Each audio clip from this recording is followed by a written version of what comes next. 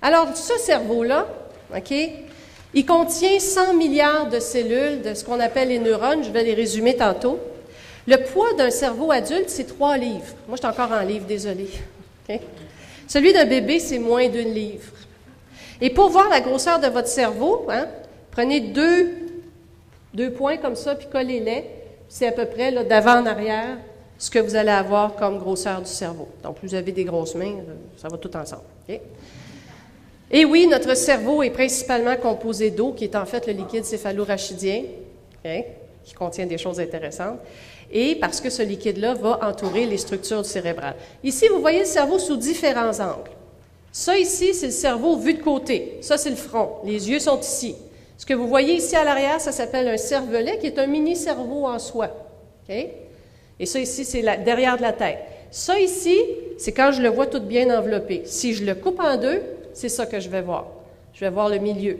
Ça, c'est le cervelet qu'on voit ici coupé en deux. Et ici, on voit la structure qui relie les deux cerveaux. Je vais y arriver tantôt, mais on a deux cerveaux. Un cerveau gauche et un cerveau droit, qui sont reliés entre eux, parce que sinon ça tomberait, cette affaire-là, par ce qu'on appelle un corps calleux. Et je vais vous raconter l'histoire des callosotomisés tantôt. Okay? Et ça ici, c'est par en dessous.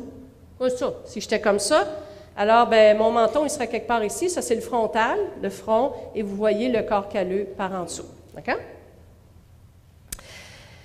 La première question importante, vous avez cette espèce de grosse masse gélatineuse, grise, beige, drabe, là. Et là, vous vous dites de quoi c'est fait. C'est quoi qu'il y a dans cette structure-là? La chose la plus importante d'un cerveau, ça s'appelle un neurone. Et un neurone, c'est la cellule. Il y a, comme je vous disais, des milliards et des milliards de cellules. Et une cellule, ça ressemble à ça. Okay? Il y a 3 parties très, très importantes à une cellule. Il y a ce qu'on appelle le corps cellulaire.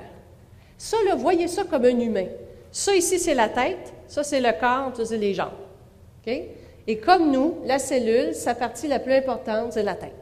Donc, le corps cellulaire, si vous cassez ça, la cellule meurt. Comme nous, si vous me coupez le cou, je meurs. Mais vous pouvez me couper une jambe, je peux survivre. Okay? Toute l'information se passe ici. Tout l'échange d'informations va arriver ici, puis au bout. Okay? Ce que vous voyez ici, le petit rond noir, c'est la cellule, vraiment le corps cellulaire, la cellule d'ADN qui va faire qu'on peut faire d'autres neurotransmetteurs. C'est ce qui fait que la cellule génère l'information qu'elle va transporter.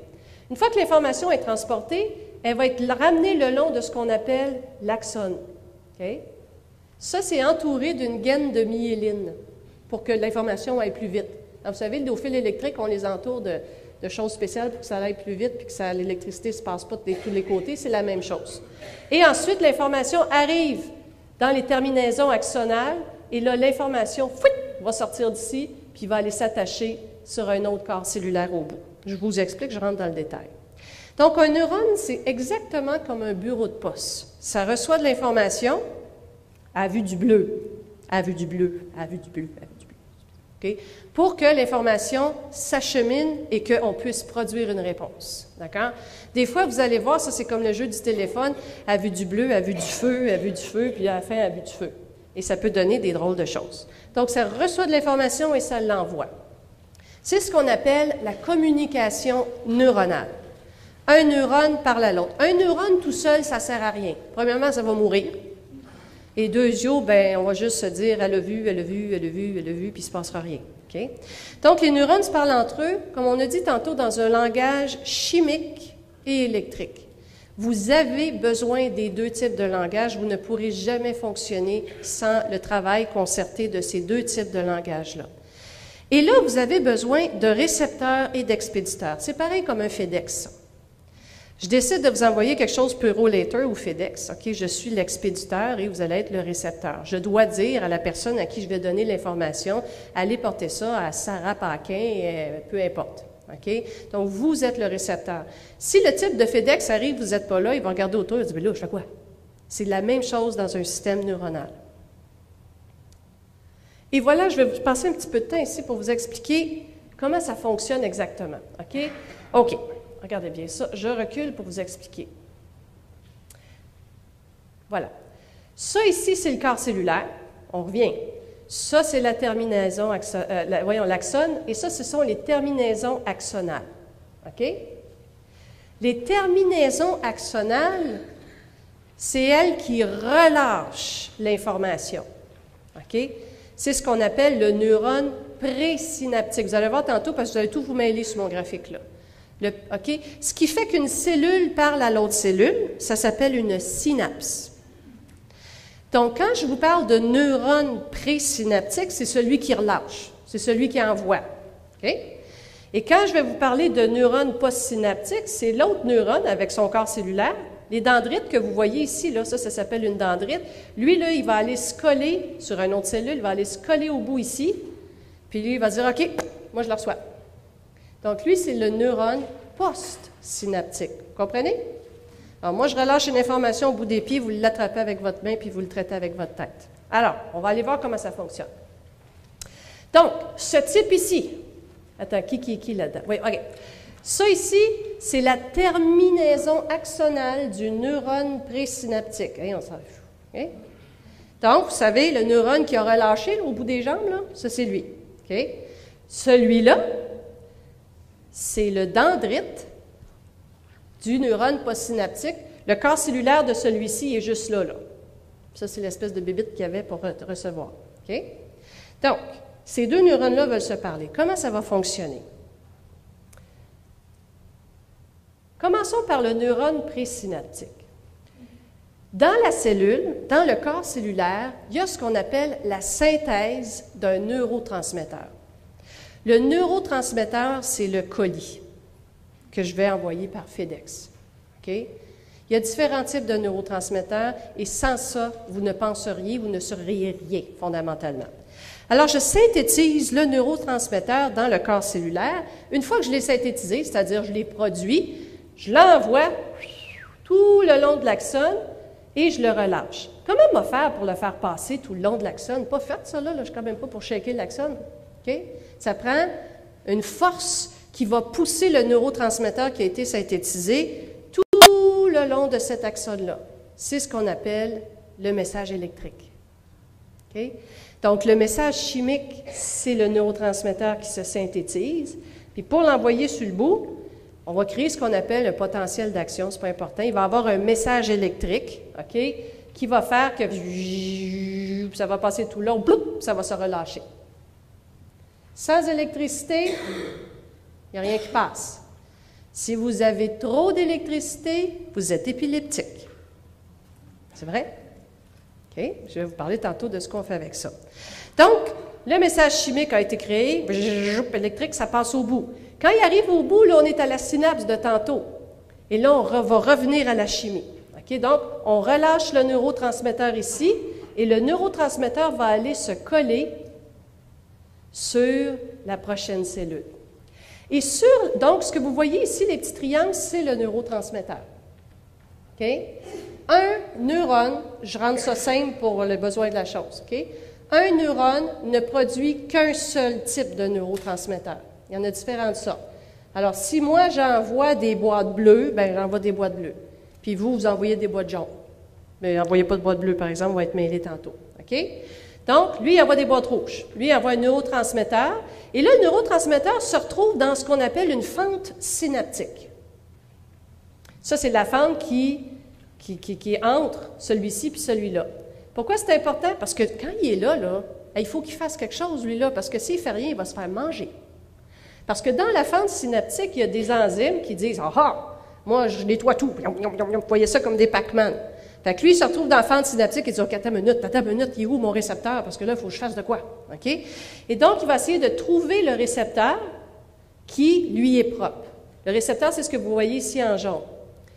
Il n'y a qu'un type de récepteur par neurotransmetteur. D'accord? Donc, c'est comme une clé puis une serrure. Vous devez trouver la serrure pour que votre clé fonctionne. Alors, si vous êtes un neurotransmetteur qu'on appelle de la dopamine et que je vous relâche sur une cellule de sérotonine, il ne se passera pas grand-chose. Là, vous allez être sûr et dire « Mon Dieu, il faut que je trouve de la dopamine. » Okay? Et une fois que vous avez trouvé votre récepteur propre à vous de dopamine, boum, vous allez vous attacher sur ce récepteur-là et là, le message va recommencer à passer. Et là, vous allez dire à la cellule, synthétise encore plus de dopamine, puis relâche-en, et ça va créer, vous allez voir, c'est important, ce qu'on appelle des autoroutes de neurotransmission. Vous allez créer ce qu'on appelle un système dopaminergique. On sait d'où ça part, puis on sait où ça va. Un système sérotoninergique. On sait d'où ça part, puis on sait d'où ça va. Et vous savez quoi? Dépendamment de où ça va, on sait à quoi servent chacune de ces régions-là, expliquant les effets sur votre comportement. Vous allez voir, on va se retrouver tantôt. Les principaux neurotransmetteurs qu'on connaît et leurs liens dans la maladie mentale, on les voit ici. Sachez une chose, puis je vais y revenir à la fin, la psychiatrie. Ici, vous êtes dans un hôpital, un institut psychiatrique. Le psychiatre, la psychiatrie s'intéresse aux dérèglements neurochimiques des neurotransmetteurs qui peuvent mener à la maladie mentale. Et c'est pour ça qu'on va donner des médicaments en espérant qu'ils passent la barrière hémato-encéphalique, qui vont pouvoir régler ou organiser le dérèglement.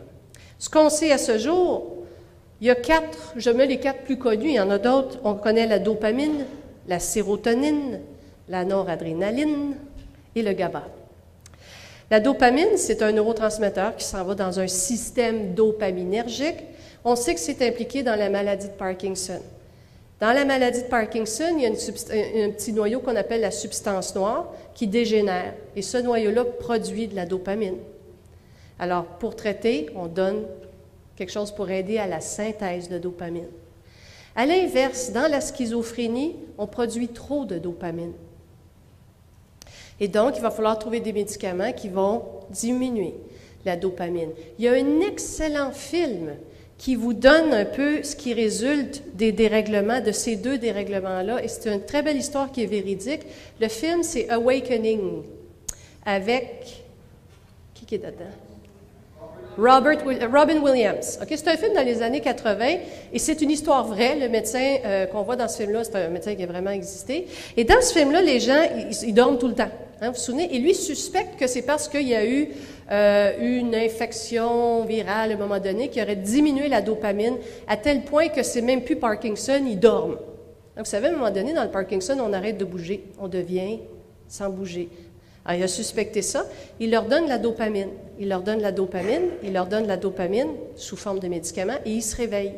Et chez ceux qui ont vu le film, à un moment donné, il en donne, et là, ils commencent tous à être un peu bizarres puis à être un peu psychotiques. Hein, ils commencent à halluciner puis à devenir... Il y en a trop donné. Okay? Et donc, on joue dans des systèmes comme ça qui vont d'un à l'autre. De toute évidence, je simplifie beaucoup, mais c'est en général les fonctions de ces différents neurotransmetteurs. La sérotonine, elle est impliquée dans la dépression. Et tantôt, je vais vous expliquer le fonctionnement des médicaments comme le Prozac ou les antidépresseurs qu'on voit. La noradrénaline aussi, elle est impliquée dans la dépression, dans la mémoire émotionnelle. Le GABA, et en général, tous ces neurotransmetteurs-là sont activateurs. Quand ils vont toucher à la cellule, ils vont l'activer. Ils vont dire « fais quelque chose ». Mais si vous aviez juste des neurotransmetteurs activateurs, vous seriez toujours en état d'épilepsie. Parce qu'à un moment donné, il faut dire « wow, wow, wow, wow, on arrête okay? ». Le GABA, c'est un neurotransmetteur inhibiteur. Quand il touche à la cellule qui a son récepteur, il l'arrête. L'épilepsie, c'est des grands foyers épileptiques. Ce sont des grands foyers électriques de cette activité électrique-là dont je vous ai parlé dans le cerveau qui se propagent. Et c'est souvent des dérèglements au niveau du GABA. Il n'y en a plus assez, donc plus assez d'inhibition, trop d'activation, épilepsie. Alors, les médicaments antiépileptiques vont jouer sur ce type de neurotransmetteur. Donc, je vous ai parlé qu'est-ce qui est relâché, comment ça fonctionne. La communication neuronale, et ça ici, c'est un vrai neurone, on ne le voit pas si bien, mais c'est un vrai neurone qu'on a photographié au microscope électronique. Chaque neurone, et vous voyez bien ici, ça aussi, c'est un vrai neurone qu'on a dans le cerveau. Chaque neurone établit une communication, comme je vous ai dit, avec d'autres neurones qui contiennent les mêmes neurotransmetteurs. Ça crée donc des autoroutes de neurotransmission, par exemple le système dopaminergique. Le type de message reçu dépend du type de neurone. Okay? Ce qui est important de comprendre, c'est le message que je reçois va dépendre de quel type de neurone a été activé. Vous vous souvenez quand je vous ai dit, vous prenez l'information de l'extérieur et vous l'amenez vers vous, ça c'est dû à des neurones qu'on appelle sensoriels. Ce sont des neurones qui partent du corps, parce que vous en avez, okay? Et qui vont vers le cerveau. Ce sont des cellules sensorielles. Vous faites bouger un petit peu les poils de votre corps. Quand il fait froid, là, puis j'ai des frissons. C'est ça. Okay? Et là, vous savez que vous avez froid. L'autre type, ce sont des neurones moteurs qui prennent l'information qui vient du cerveau et qui vont l'envoyer vers le corps. Donc, sensoriel, ça arrive au cerveau. Par les synapses qui sont faites, l'information se transmet et ensuite, on renvoie l'information.